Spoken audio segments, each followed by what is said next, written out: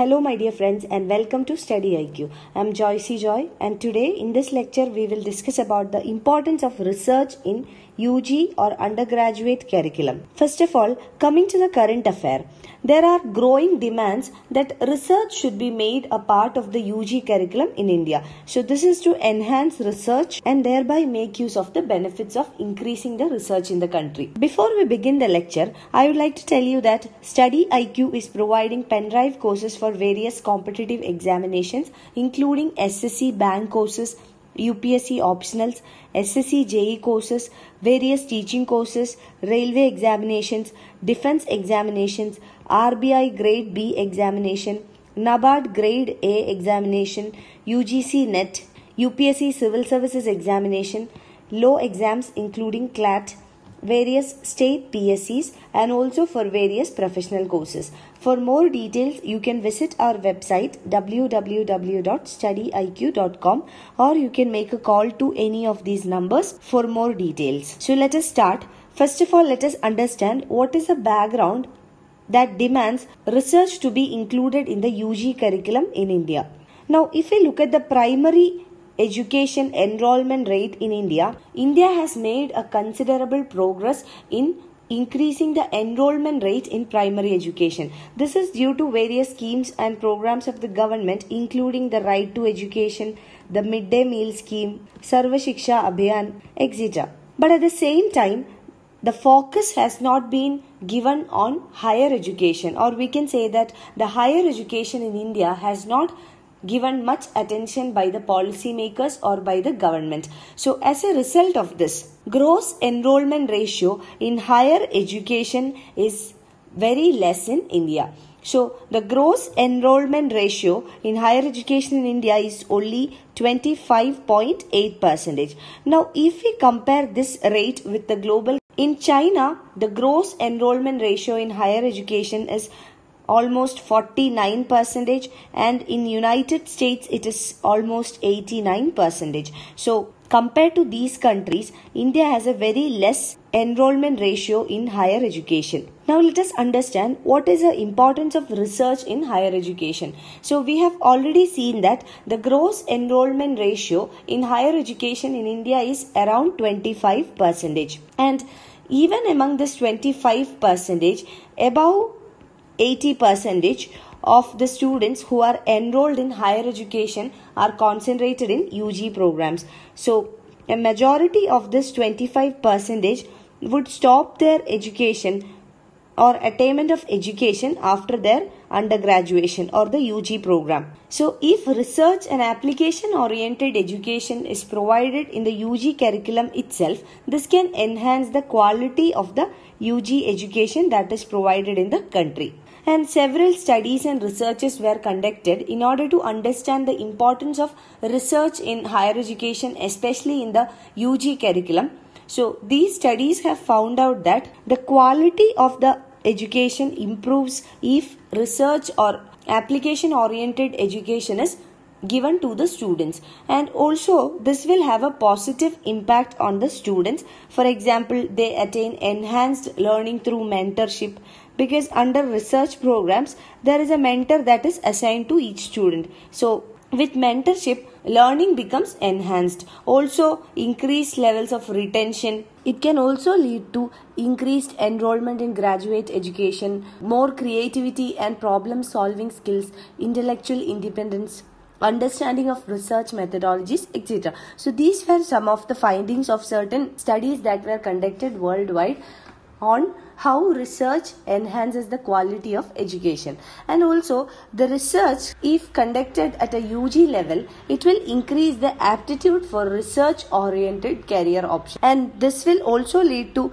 higher employability among the students. So according to a study, only 1% of the graduates that pass out every year from engineering colleges in India are employable, or the employability of Indian students are very less. So including research studies in curriculum will help in increasing the employability of the students as well. And it is not only the students that will gain out of this research, but also the faculty who are engaged in undertaking research oriented studies. They will also gain by sharing their research ideas with the students.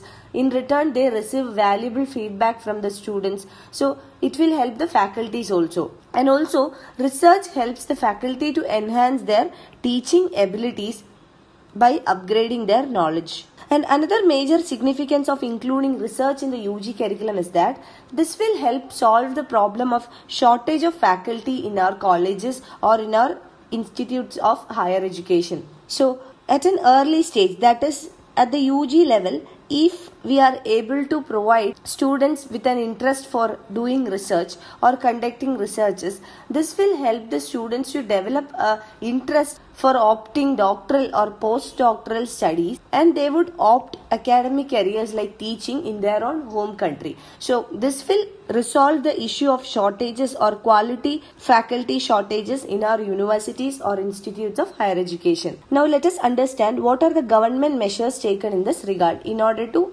internationalize higher education in India. So two important projects are launched by the government. First one is Study in India program, and the second one is Institutes of Eminence. So let us see what are they. The first one, Study in India program.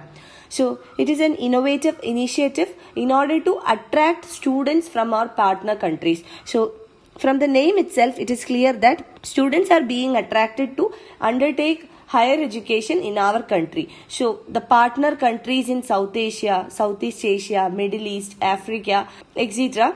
would be sending their students to India under Study in India program. So they come and experience the best of academic learning from the top institutions in India, like the IIT, IIMs, etc. So how is this done? This is done through systematic brand building, identifying quality institutions in the country, creating suitable infrastructure, facilitation structures, etc. Now the second program of the government is Institutes of Eminence.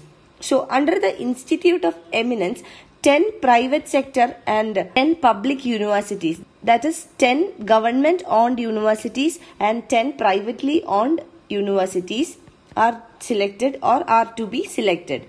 And these selected 20 universities, 10 plus 10, these 20 universities will be regulated differently from other deemed to be universities. So the intention or the purpose of the government is to evolve these universities, these 20 universities, as high quality research universities or campuses. So by this, the objective is to develop 20 world-class universities within a reasonable period of time. And internationalization of universities or institutes of higher education in India is important if India wants to be in the global university ranking list. If we look into our top universities, which we consider as the most credible institutes or world-class institutes in the country, like the IIMs or IITs, we will see that in the global ranking, these universities have a lower rank. Even if they are the best in India, they are not competent or in par with the best world-class universities. So in order to develop world-class universities, these two programs are launched by the government, and raising the quality and standard of Indian universities will help in internationalization of these universities. Thereby these universities can attain a better global rank. Now let us understand what is the way ahead or what more has to be done. So, as we have discussed in the beginning itself, research remains a significant weakness in India's higher education system. Research or research-oriented studies are restricted to certain universities in India. For example, Tata Institute of Fundamental Research, Indian Institute of Science, etc. And there is also lesser or no interaction between these institutes and teaching institutes. So in this regard, we need to look into the investment of the government in higher education or in educational sector. So education in India should at least receive an investment of 6% of GDP, and this must be used to upgrade the infrastructure, the labs, the resources, etc. that will help in carrying out high quality research in the country. So if we look at the spending of our government or India in educational sector, it is very low and lesser than the global average. So it needs to be raised to at least 6% of the GDP.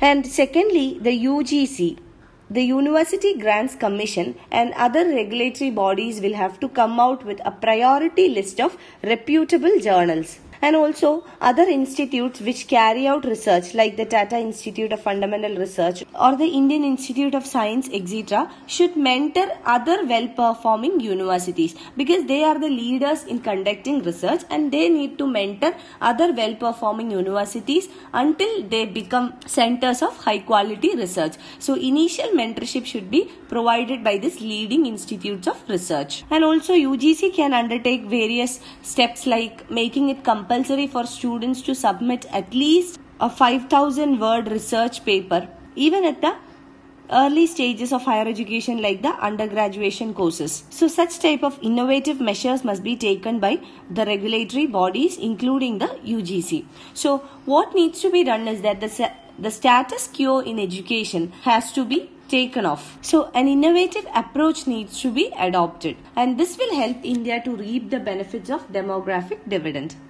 You can find the PDF of this lecture on my Facebook page, and for any queries regarding your UPSC preparations, you can get in touch with me on my Facebook page, or you can email me at joyce.studiiq@gmail.com. Thank you.